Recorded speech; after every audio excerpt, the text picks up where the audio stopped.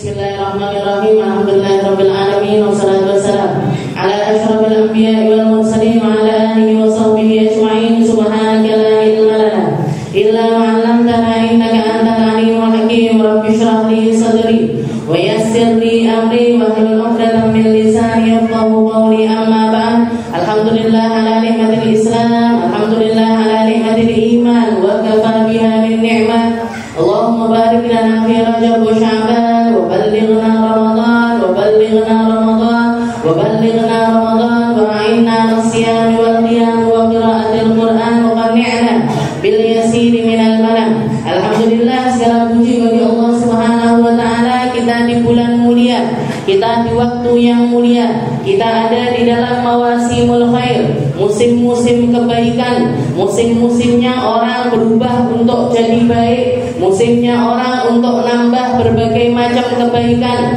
musimnya orang untuk semakin dan semakin mendekatkan diri kepada Allah Subhanahu wa taala dan juga kepada Nabi kita Nabi Muhammad sallallahu alaihi wasallam. Semoga kita semuanya disehatkan sama Allah taala, dipanjangkan umurnya, dikasih kesempatan untuk nambah kebaikan, dikasih kesempatan untuk menikmati perkara-perkara yang indah yang Allah Subhanahu wa taala siapkan di bulan Ramadannya, yang Allah taala lipat gandakan setiap pahala-pahalanya, yang Allah taala berikan berbagai macam hal yang diinginkan oleh kita dengan ganjaran yang diinginkan oleh Allah Subhanahu wa taala. Allah taala enggak pakai hitung-hitungan di dalam ngasih ganjaran. Allah taala enggak pakai hitung-hitungan di dalam muamalah kepada hambanya.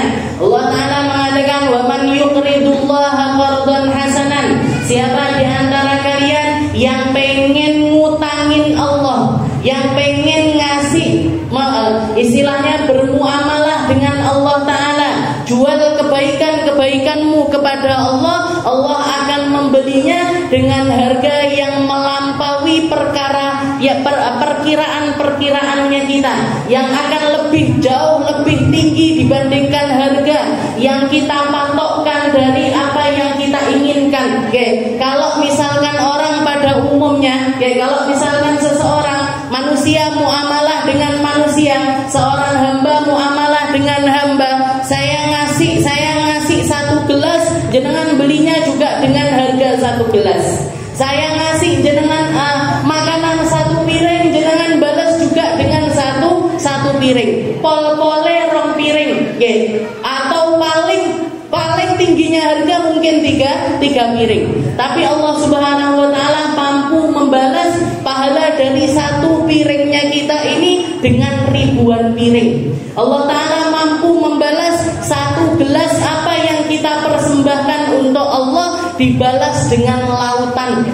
Itu Allah Subhanahu wa taala. Dan kemurahan Allah taala di musim-musim kebaikan ini, Rajab, Sya'ban, Ramadan, itu di luar prediksinya manusia.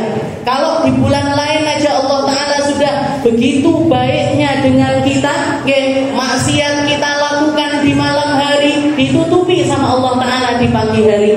Maksiat kita lakukan di pagi hari ditutupi sama Allah taala di malam hari.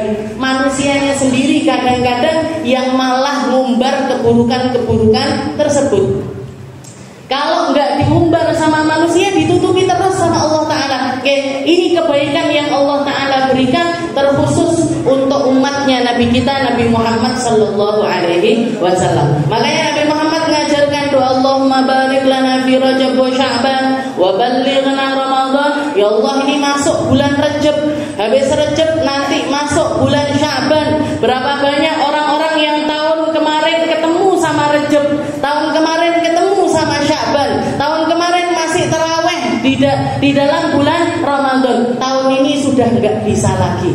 Tahun ini sudah enggak dikuatkan lagi. Tahun ini sudah enggak dimampukan lagi. Kenapa? Karena mereka sudah pindah ke tempat yang lainnya, sudah meninggal dunia. Dalam satu tahun ini berapa banyak orang yang meninggal. Dan tahun depan besar kemungkinan atau banyak mungkin kita masuk di dalam golongan orang yang ada yang pindah alam seperti pindahnya alam orang-orang yang ada tahun kemarin. Tapi mungkin dipanjangkan umur semuanya. Disehatkan badannya semuanya, dikasih kekuatan untuk berzikir, dikasih kekuatan untuk ngaji Al-Quran, dikasih kekuatan untuk hadir di tempat-tempat kebaikan, dikasih kekuatan untuk menderma, bersedekah, berzakat, melakukan kebaikan-kebaikan untuk umatnya Nabi kita Nabi Muhammad sallallahu alaihi wasallam. Dan mungkin semua orang yang kita sayangi masuk di dalam golongan mereka-mereka yang dapat jatah kebaikan yang banyak, dapat jatah untuk ibadah banyak, dapat jatah untuk mendapatkan perkara-perkara indah, dititipi sama Allah Ta'ala, dititipi sama Allah Ta'ala ibadah amaliyah zahirah disertai dengan amaliyah batiniyah. Bukan cuma ngamal secara kasat mata saja, tapi hati-hatinya pun terpaut dengan Allah Ta'ala. Mampu dikasih khusyuk, mampu dikasih ikhlas, mampu dikasih ketulusan setulus-tulusnya oleh Allah Subhanahu wa Ta'ala. Jadi badannya gerak, lisannya berzikir, matanya melihat kebaikan, telinganya mendengar kebaikan, kakinya melangkah ke tempat-tempat yang baik. Bukan cuma kelihatannya saja, bukan cuma suaranya saja, bukan cuma nampak saja, tapi dimampukan juga untuk mengikhlaskan hati. Ya Allah, saya ngaji karenamu. Ya Allah, saya nutup aurat karenamu. Ya Allah, saya sholat karenamu. Saya ibadah, saya sedekah, saya melakukan perkara apapun, gak pengen apa-apa, gak mengharapkan apapun dari siapapun, tapi semata-mata nyari ridhonya Allah, nyari surganya Allah, nyari kedekatan kepada Allah Subhanahu wa Ta'ala. Kita lanjutkan pembahasan kita di dalam kitab Sulamut Taufik, masih di dalam bab tentang kewajiban nafkah, kewajiban dengan orang-orang yang ada di sekitaran kita serta mereka-mereka yang menjadi tanggungannya kita, mereka-mereka yang ditakdirkan sama Allah Ta'ala untuk membersamai kita dan menjadi orang terdekatnya kita. Entah itu hubungannya antara orang tua dengan anak, ataupun anak dengan orang tua, seseorang dengan saudara, seseorang dengan paman bibinya, seseorang dengan keponakan-keponakannya. Mereka adalah lingkaran, mereka adalah satu istilahnya satu pageran, satu golongan manusia yang Allah Ta'ala takdirkan kita ada di tengah-tengah mereka, dan kedekatan kepada mereka ini menjadi sesuatu yang wajib. Makanya orang kalau bisa baik sama orang lain, sama keluarganya harus lebih baik. Kalau orang bisa minta maaf sama orang lain, sama keluarganya harus lebih pemaaf. Kalau orang bisa serawung secara indah dengan orang-orang lain, sama teman-temannya, sama sahabat-sahabatnya, maka sama orang-orang yang ada di ring pertama yang Allah Ta'ala jadikan kita ada di tengah-tengah mereka, harus lebih baik lagi. Kalau orang dapat hartanya kita, mereka harus pertama dapat. Kalau kita bisa nyenangkan orang, mereka harus lebih kita senangkan. Kalau orang lain dapat ilmunya kita, mereka harus lebih dapat ilmunya kita. Ini orang-orang yang ada di ring awal, koridor pertama yang Allah Ta'ala janjikan, yang dikatakan ketika Allah Ta'ala menciptakan silaturahim. Silah ini tadi minta sama Allah Ta'ala, ya Allah, barang siapa yang nyambung saya, sambunglah dia. Dan barang siapa yang putus saya, putuskan dia. Jadi kita ini terkait sama mereka. Jadi ndak wawuh sama wawuh jenengan tahu ya. Ndak boleh satru-satrunan, marah-marahan, atau bahkan sampai nggak sapa-sapaan sama mereka, ini haram hukumnya. Ndak boleh, sama sekali tidak boleh. Bahkan sampai ada babnya, istilahnya kewajiban memberi nafkah dalam hal ini, dalam hal hubungan hati ataupun hubungan kedekatan harus kelihatan, istilahnya harus baik. Ditambah lagi Allah Ta'ala ngasih beban yang kedua, yaitu apa? Wajibu an-nafaqah, kewajiban untuk menafkahi. Patokannya maunya gimana? Yang mampu ngasih kepada yang nggak mampu, yang bisa kerja ngasih kepada yang nggak bisa kerja. Yang kerja ngasih kepada mereka yang tidak bisa kerja. Jadi kalau misalkan orang tuanya masih di usia produktif, sedangkan anak-anaknya masih kecil-kecil, anak-anaknya masih kecil-kecil, maka orang tua wajib untuk menafkahi anak-anaknya. Dilalah misalkan punya anak 5, misalkan punya anak 5, 4 tumbuh secara normal, yang 1 dikasih sama Allah Ta'ala ketidakmampuan untuk bekerja, misalkan lumpuh, atau misalkan ada cacatnya, ada sesuatu yang kurang dari dirinya sehingga dia nggak mampu untuk nyari nafkah sendiri, maka tanggungannya ini terus berlanjut bagi orang tua. Kewajiban nafkah ini berlanjut kepada orang tua, masih tetap harus ngopeni anak tersebut. Kalau ternyata orang tuanya setelah itu tambah tua, akhirnya juga nggak bisa kerja, siapa yang nanggung anak ini tadi? Siapa yang nanggung anak yang nggak istilahnya punya kekurangan ini tadi? Kakak-kakaknya atau saudara-saudaranya yang sudah bisa kerja. Jadi istilahnya di dalam Islam itu nggak ada ceritanya seseorang itu diterlantarkan. Selalu ada di dalam tanggungan orang lain. Apalagi perempuan. Perempuan itu nggak ada ceritanya mandiri sendiri, kudu golek nafkah untuk dirinya, itu nggak ada. Ketika kecil yang wajib nafkahi orang tuanya, ketika tambah istilahnya dewasa, setelah itu menikah, yang ngopeni adalah suaminya. Yang ngopeni adalah suaminya. Dilalah misalkan pisah sama suaminya atau suaminya meninggal dunia, balik lagi kepada orang tuanya atau kepada para saudara laki-laki dari perempuan tersebut. Jadi perempuan itu aslinya kalau orang ngerti Islam, dan para laki-laki itu paham bagaimana tanggungan yang mereka tanggung di dalam diri orang tersebut, mereka nggak akan sempat untuk leha-leha, nggak akan sempat untuk bermalas-malasan karena besarnya tanggung jawab yang ada di atas pundak mereka.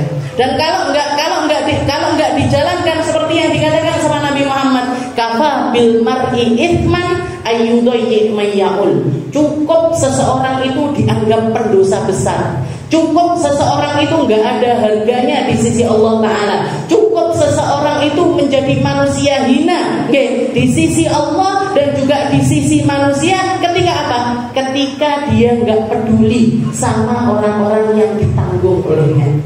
Para laki-laki yang nggak mau kerja, para laki-laki yang males-malesan, para laki-laki yang istilahnya bukan nggak mampu kerja, tapi nggak mau kerja, nggak mau kerja. Didelok bojoku iso golek duit dhewe, bojoku iso kerja dhewe, bahkan mungkin gajinya lebih besar daripada saya, wis cul-culan, nggak bisa Bu.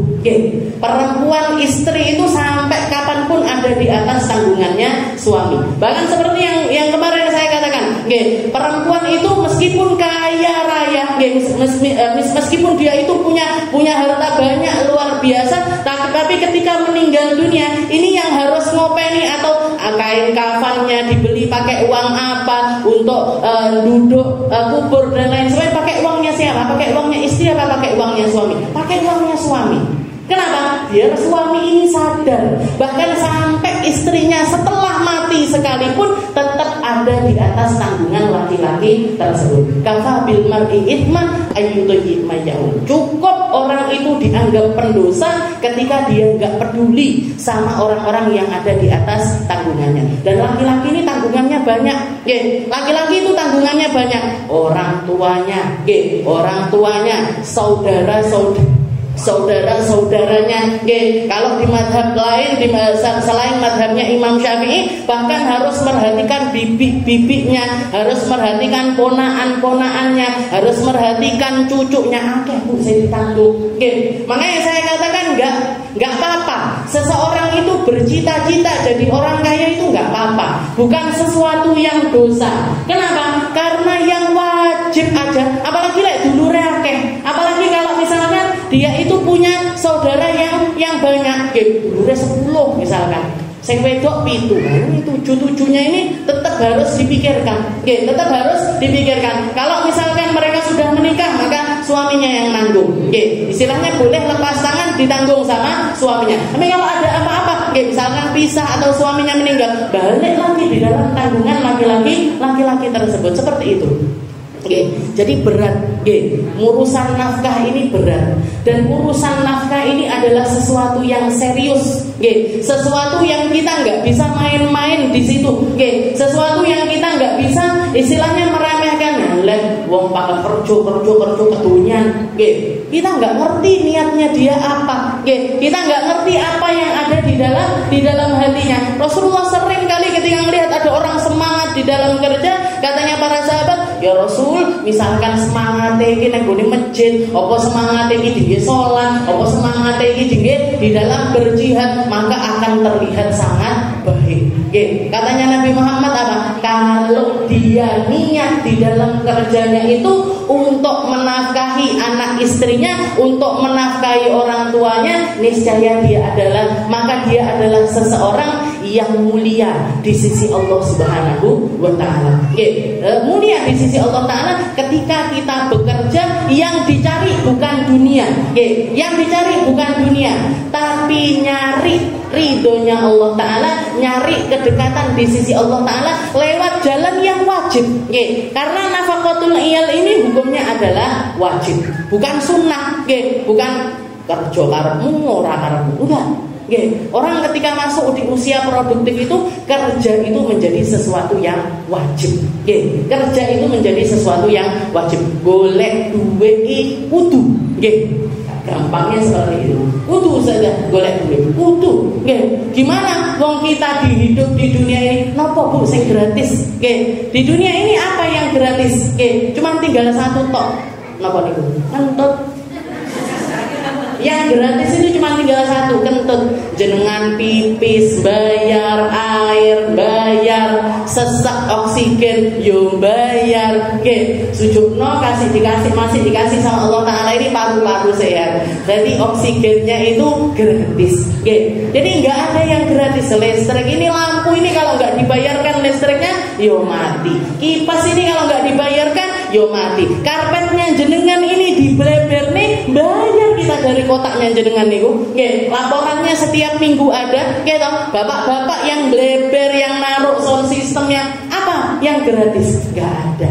Semuanya bayar. Dan bayar itu, orang ketika dibayar bukan berarti tidak ikhlas. Orang ketika dibayar itu bukan berarti tidak ikhlas. Orang dibayar itu ketika memang sesuai dengan apa yang dia kerjakan, maka itu adalah sesuatu yang mulia. Jadi guru-guru ngaji, misalnya guru ngaji yang dibayar belum tentu nggak ikhlas.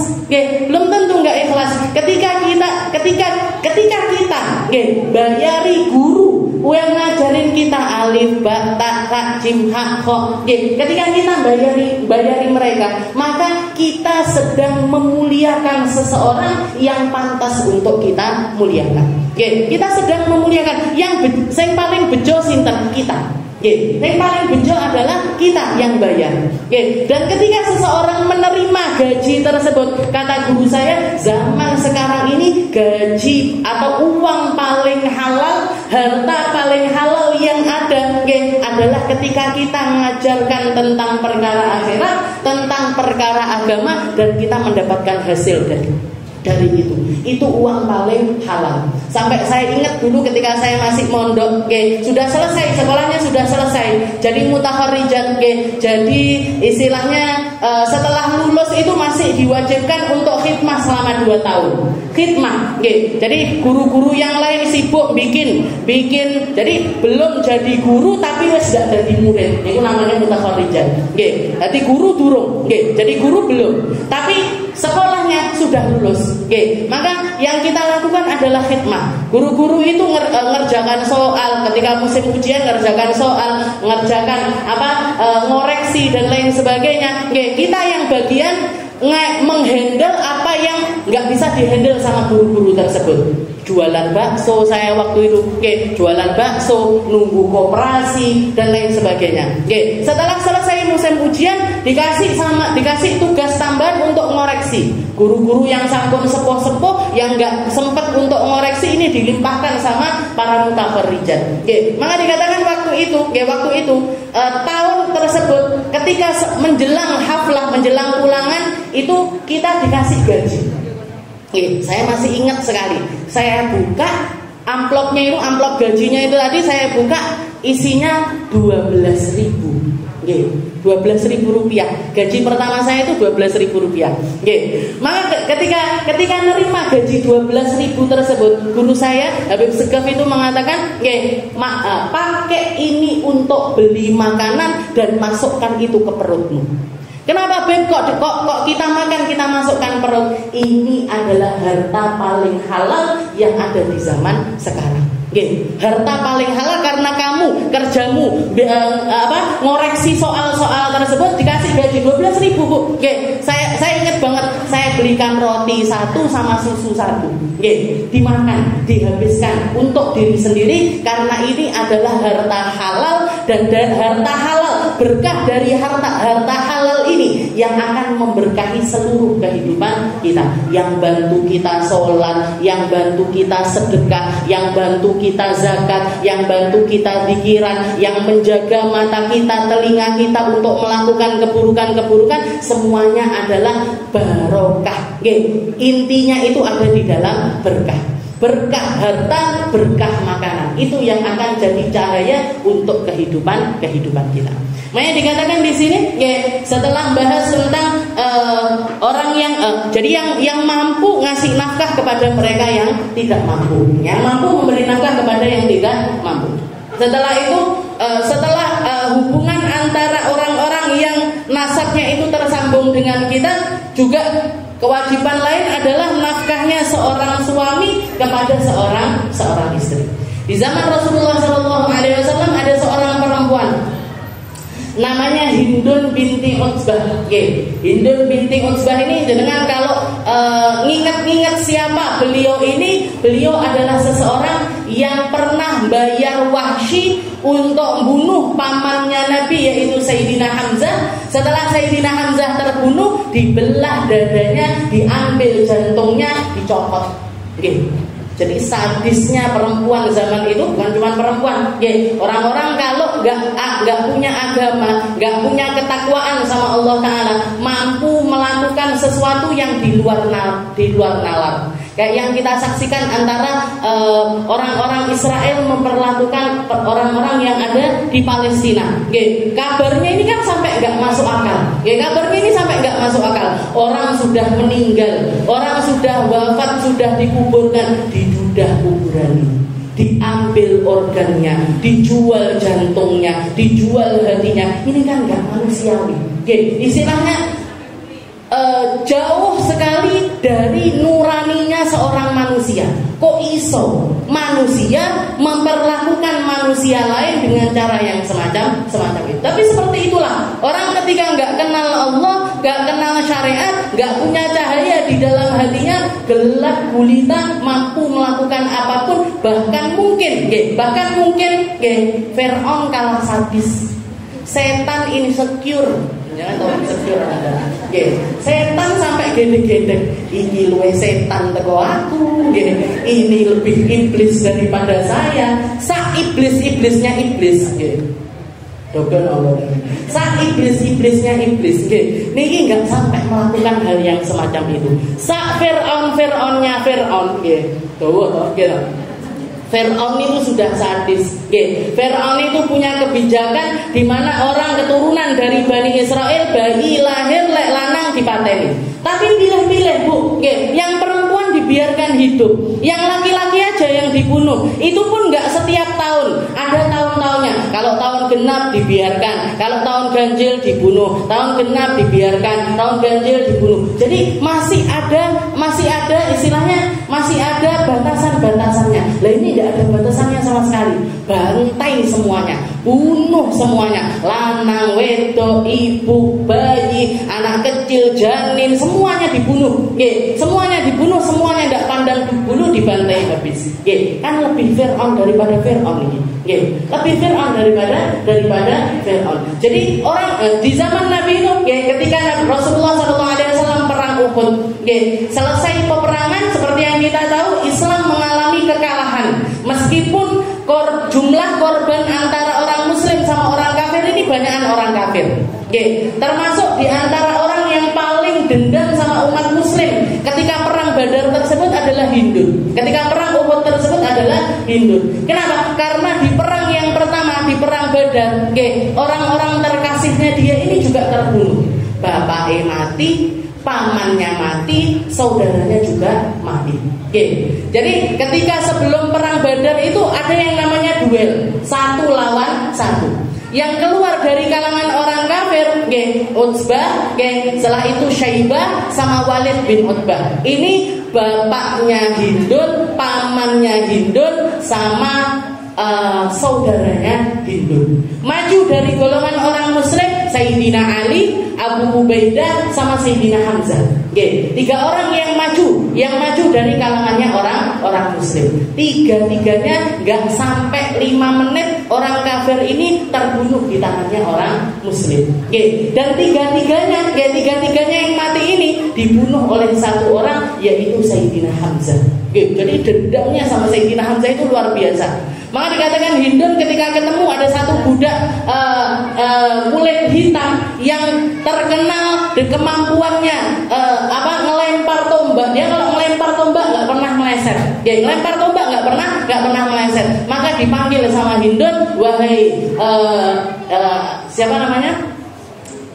Wahsy.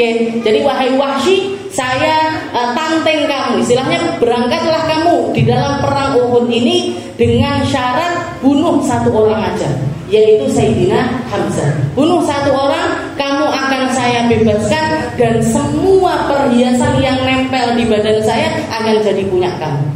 Akan menjadi milikmu. Cuman 1 syaratnya, pokoknya patenono Sayyidina Hamzah, bunuh Sayyidina Hamzah. Beneran, ketika perang Uhud, Wahsy ini dari awal yang diincar adalah Sayyidina Hamzah. Dan dikatakan Sayyidina Hamzah ini saking pemberaninya beliau ini termasuk seseorang yang bukannya menyembunyikan tentang keberadaannya, tapi malah nampakkan.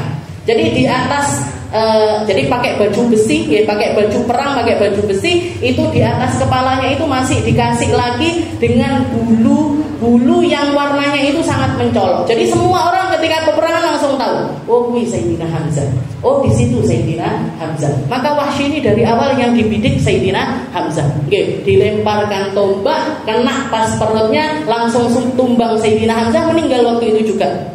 Maka dikatakan selesai peperangan, Hindun datang, sebelum dibelah dadanya, sebelum diambil jantungnya sama Hindun, telinganya dipotong, matanya dicungkil, hidungnya dipotong, lidahnya dipotong. Buat apa? Dijahit sama Hindun, digantikan kalung yang pertamanya pakai kalung emas, digantikan dengan organ tubuhnya Sayyidina Hamzah. Ditambah lagi yang paling sadis, dibelah dadanya, diambil jantungnya, digigit. Digigit dilepas, digigit dilepas.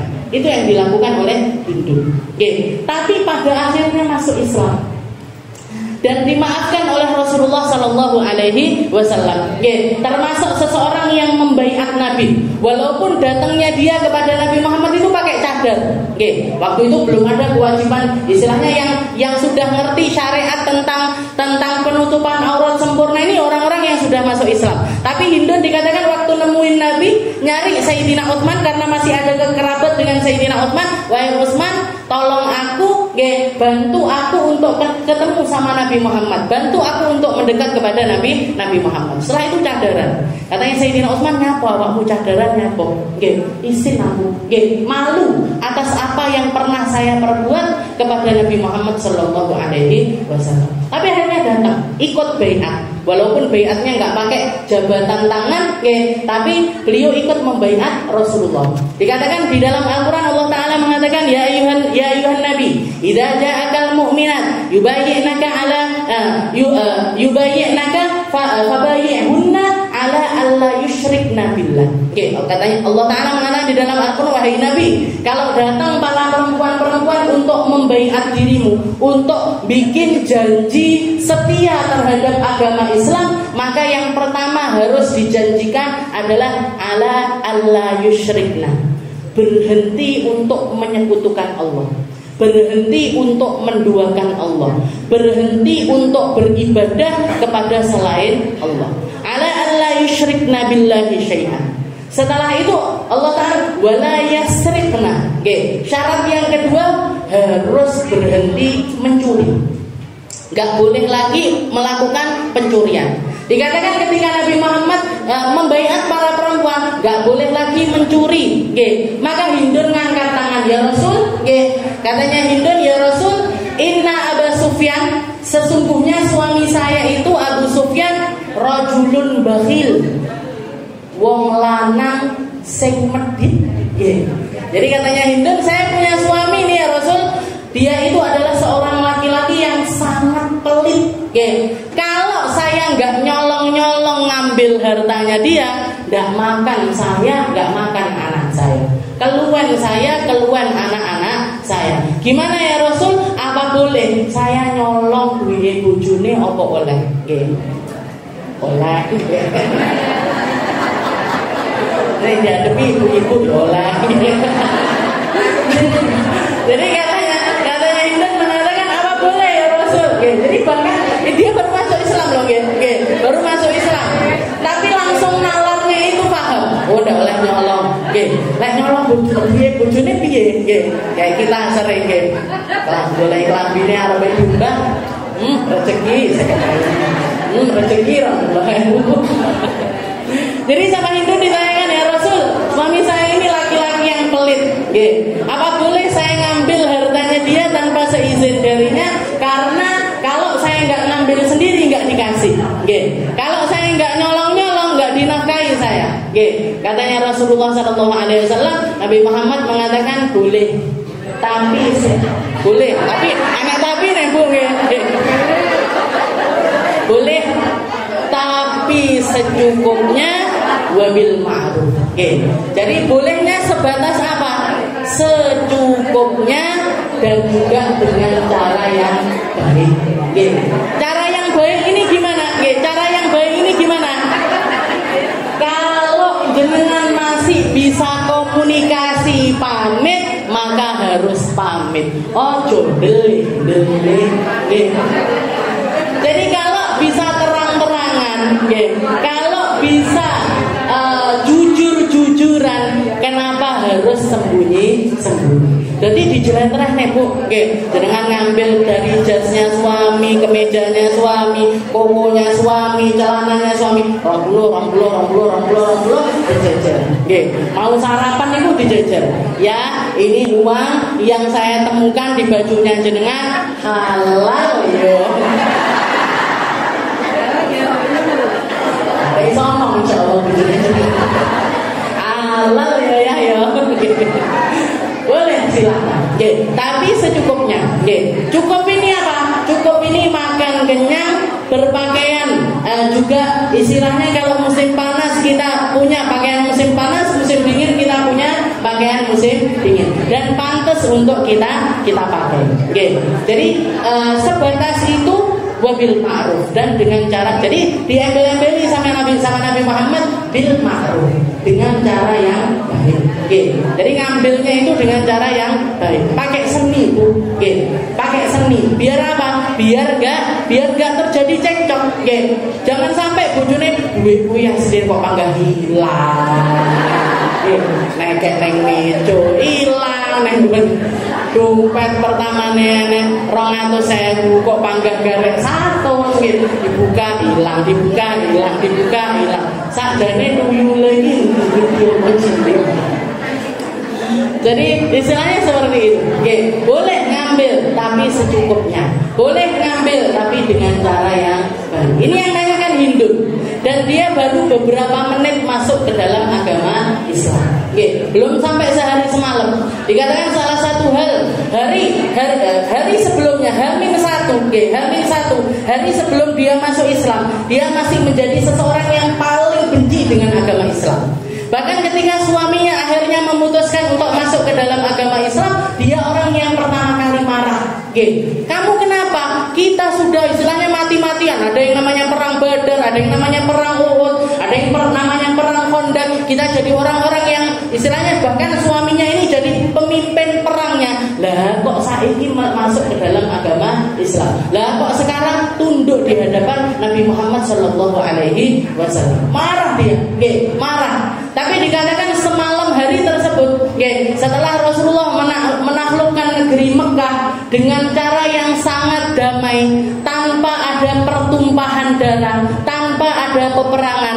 Orang Mekah sudah ketakutan luar biasa, tapi tidak ada satupun di antara mereka yang disakiti. Tidak ada satupun di antara mereka yang disakiti. Bahkan dikatakan orang-orang Muslim ketika masuk Mekah, dan apalagi mereka-mereka yang para muhajirin yang asalnya orang Mekah, setelah itu pindah ke negeri Madinah, mereka semuanya meletakkan senjatanya, senjatanya ditaruh semuanya.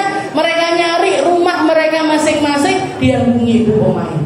Dulu saya tinggal di sini, dulu saya sama orang tua di sini, tapi sekarang sudah nggak jadi milik saya, sudah diambil sama orang-orang kafir, tapi nggak diambil lagi, nggak nuntut balik, nggak minta istilahnya dikembalikan lagi aset-asetnya mereka, nggak peduli lagi mereka. Dikatakan malam tersebut seharian tersebut dikatakan Hindun melihat dari rumahnya bagaimana caranya orang-orang Muslim ini di dalam bertawaf dan juga ibadah di sekitaran Mekah. Katanya Hindun waktu itu hidayah turun di dalam hatinya, dan dia mengatakan, saya belum pernah melihat Mekah diibadahi dengan cara yang lebih indah dibandingkan yang dilakukan oleh Muhammad dan juga umatnya, dibandingkan oleh Muhammad serta para pasukannya.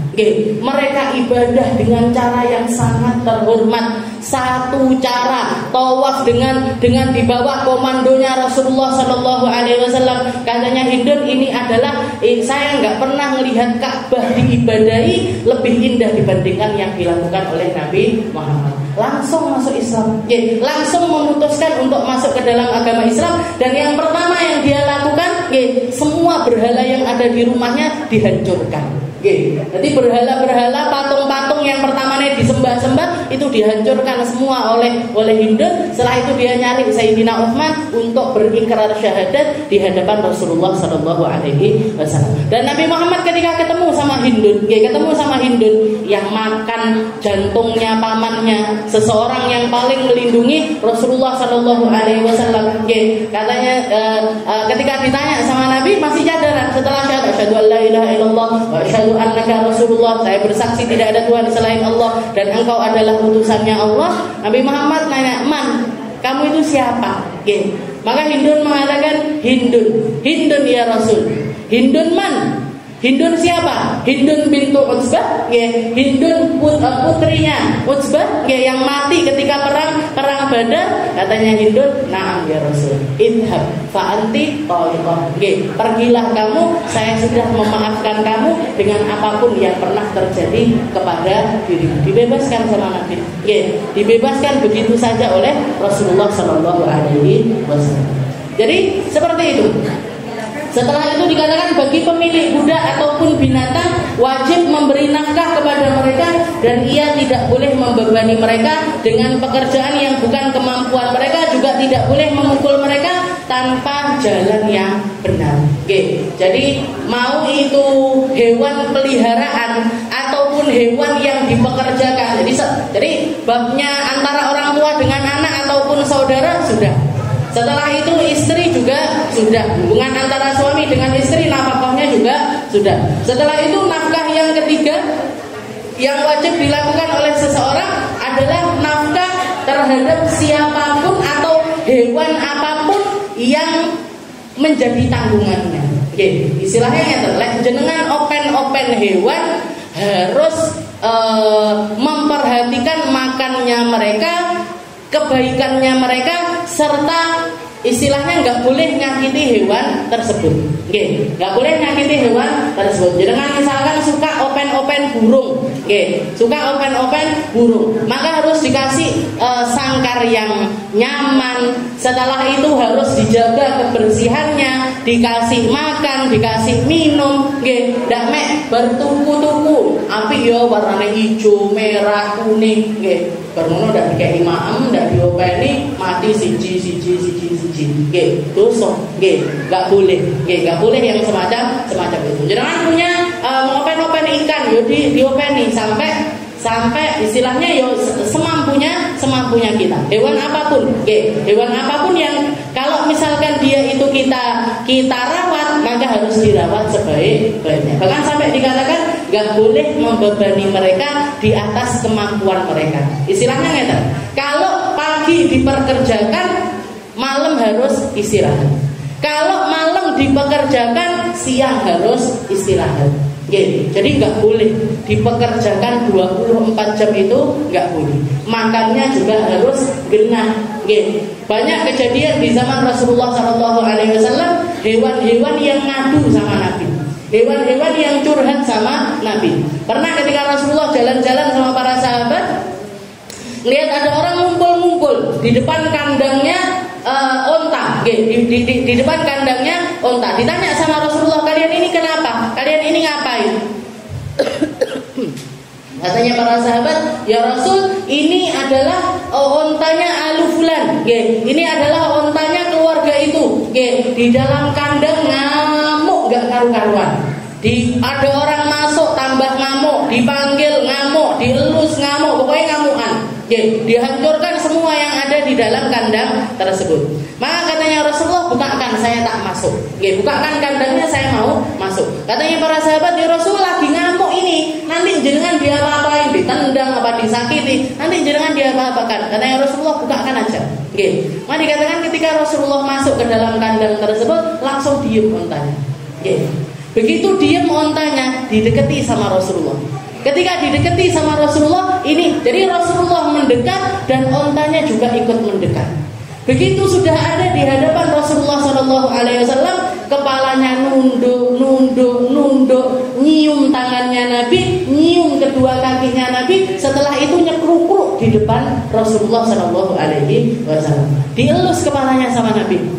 Dielus kepalanya sama Nabi. Ditanya, kamu ini kenapa? Ditanya, kamu ini kenapa? Maka dikatakan para sahabat menyaksikan itu banyak. Para sahabat melihat di depan kandang itu kejadian tersebut itu banyak sekali. Dikatakan waktu itu keluar dari mulutnya si onta ini tadi suara kayak kayak orang ngomong, tapi yo bahasanya onta. Begitu selesai, sudah tenang lagi, Rasulullah keluar. Rasulullah keluar dipanggil. Ini siapa? Yang punya onta ini siapa? Ana ya Rasul. Saya ya Rasul. Maka Rasulullah mengatakan, onta ini tadi barusan curhat sama saya. Onta ini barusan ngadu sama saya. Ngadu apa ya Rasul? Ngadu kathratul amal wa qillatul ta'am. Katanya Nabi, dia ngadu betapa berat beban yang dia tanggung, pekerjaan yang dia lakukan, dan betapa kecilnya apa makanan yang kamu berikan kepada dirimu. Jadi patokannya orang kerja sama kita, mau itu manusia yang bahkan hewan aja diperlakukan seperti ini, apalagi kalau kita punya orang-orang yang kerja sama kita, entah itu pembantu, entah itu karyawan. Dua hal ini Bu yang harus diperhatikan. Dua hal ini, beratnya atau seberapa beratnya kita membebankan pekerjaan kepada mereka, dan seberapa besar kita gaji mereka. Jangan sampai antara gaji dengan pekerjaan ini jauh sekali. Kerjaannya sehari 10 jam, digaji sehari 5.000 misalnya. Orang yo nemen nih. Nanti belum lagi diundur-undur. Ndak sebulan sekali dikasihnya, tapi 3 bulan sekali, 6 bulan sekali, setahun sekali. Dolim dosa. Jadi onta ini tadi ngadu sama Nabi Muhammad. Rasulullah mengatakan, qillatul ta'am wa kathratul amal. Kamu memperkerjakan dia dengan pekerjaan yang sangat berat, dan kamu ngasih dia, istilahnya dia ngomong, dia itu selalu kelaparan. makanannya itu sedikit. Lek golek dhewe ndak iso karena dikurung di dalam istilahnya di dalam tempatnya tersebut. Maka laki-laki tersebut mengatakan, yang punya unta ini mengatakan, ya Rasulullah, laga ya Rasulullah, demi kamu ya Rasul, mulai sekarang unta ini enggak akan pernah saya pekerjakan dan akan saya kasih makanan dengan makanan yang lain. Wes ndak tak tumpahin neh, ndak tak suruh beban-beban untuk dia kerja apapun, saya bebaskan, saya rehatkan dia, saya bebaskan dia dari segala pekerjaan dan makanannya akan saya tanggung sampai akhir hayatnya dia. Jadi onta ini ngadu sama Rasul.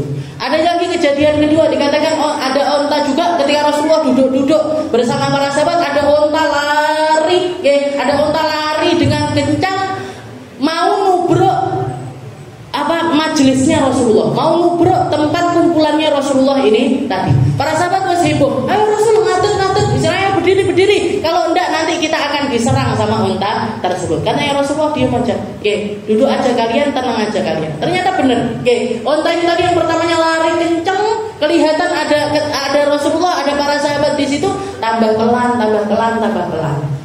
Begitu nyampe di dekatnya Nabi, Rasulullah berdiri, didatangi unta tersebut, dielus kepalanya sama Nabi, nenek opo, ditanya sama Rasulullah, kamu itu kenapa? Aduh, sama, dikatakan dia ngomong panjang lebar, ternyata di belakangnya ada rombongan orang-orang yang mengatakan, ya Rasul, ini unta saya, mau tak bawa pulang.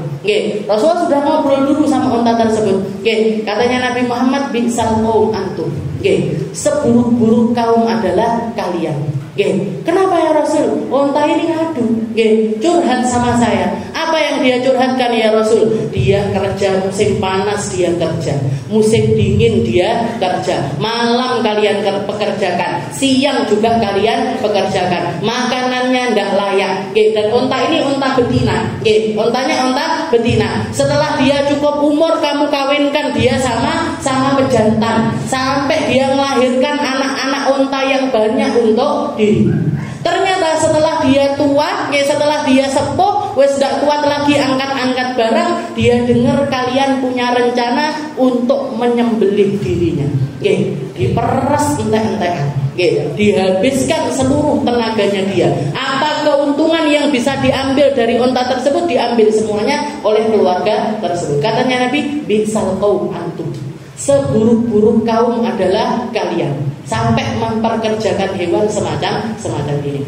Fa'ashtari, katanya Nabi, wes kalian nggak mampu untuk meramut dia dengan baik, jual aja ke saya. Katanya mereka, nggak usah ya Rasul, kalau jenengan pengen tak berikan. Enggak, jual aja. Jual, berapa harganya saya bayar. Dibayar sama Rasulullah, dibeli sama Nabi, begitu dibeli sama Nabi, Rasulullah mengatakan anti tolib. Pergi kamu saya bebaskan. Sebelum pergi dikatakan unta ini mendekati Nabi dan mulutnya si unta ini mendekat di telinganya Rasulullah SAW. Setelah itu Rasulullah mengucapkan amin 3 kali. Jadi untanya ngomong, Rasulullah bilang amin. Ngomong lagi, amin. Ngomong lagi, amin. Dan yang keempat, ngomong lagi, Rasulullah nangis. Rasulullah menangis. Setelah itu pergi. Para sahabat yang menyaksikan kejadian tersebut nanya sama Rasul, ya Rasul, nopo? Ini yang barusan terjadi ini apa? Apa yang dia katakan dan kenapa kok jenengan ini mengatakan amin 3 kali setelah itu menangis? Katanya Rasulullah ketika dia mau pergi, dia sempat mengucapkan di telinga saya ucapan pertamanya dia, doa pertama dari unta tersebut, dia mengatakan jazakallahu anni wa anil ummah khairul jaza. Katanya si unta ini, ya Rasul, terima kasih jasamu atas diriku dan atas umat ini begitu banyak sekali. Saya tidak bisa ngasih apa-apa, tidak mampu balas apa-apa. Bahkan umatmu pun seluruhnya nggak akan pernah mampu untuk membalas setiap kebaikan yang jenengan sampaikan kepada mereka. Kita kalau nggak punya Nabi, nggak kenal syariat sholat, Kita kalau nggak kenal Nabi, nggak kenal syariat zakat, nggak kenal puasa Ramadan, nggak kenal berzakat, nggak kenal kumpulan-kumpulan baik semacam ini, nggak kenal sholawatan dan lain sebagainya. Maka dikatakan onta ini bahkan tahu terima kasih. Dia mengatakan jazakallahu anni wa anil ummah. Saya jadi wakilnya umat untuk terima kasih sama jenengan ya Rasul. Terima kasih atas setiap jasa yang engkau berikan kepada kami. Maka Nabi Muhammad mengatakan amin. Amin. Amin itu artinya istajib. Mungkin Allah Ta'ala mengabulkan.